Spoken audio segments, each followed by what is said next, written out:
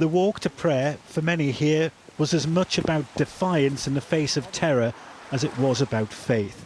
Synagogues surrounded by security, nothing new. But this is different. The last few days have proved that. The attack here on Thursday, felt right across this community, has left fear and anxiety in its wake. The police here are keeping us safe. Thank God, they're doing a great job. Political leaders are under pressure to respond. And that response came in the most unlikely of photo calls. The leader of the Conservatives, Kemi Badenoch, and the Labour Mayor of Manchester, Andy Burnham, walked the route of the attack together, meeting police officers. Jewish people should feel safe in Britain. They should not feel terrorised. Many of them have told me that they want to leave. They'd rather go to Israel. Israel is at war. We need to make sure that we provide a safe environment for Jewish people. On Friday evening, at a vigil here, the Deputy Prime Minister, David Lammy, got a hostile reception from members of the public.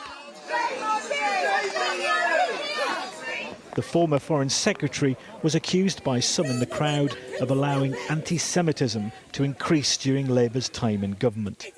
I wanted to come back today, after the vigil of yesterday, to make sure the community knows that the real hurt that was expressed yesterday has been heard.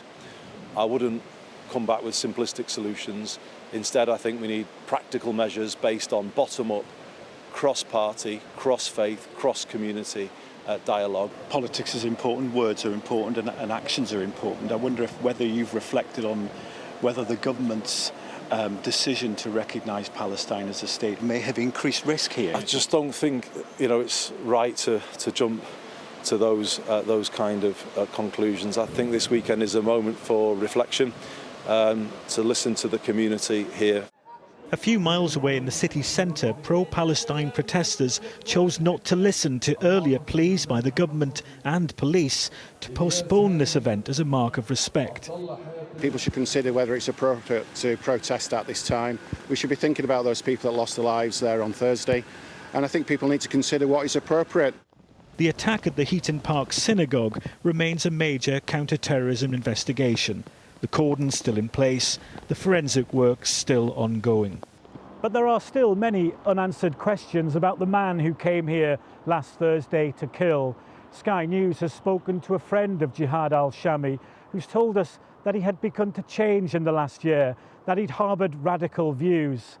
Police will now be trying to piece together his life. Who was he? What motivated him? And who, if anyone, helped him? This CCTV footage captures the moment police raid a property in Bolton. 4 people have been arrested on terror offences. Police have been granted a further 5 days in which to question them. Nick Martin, Sky News, Manchester.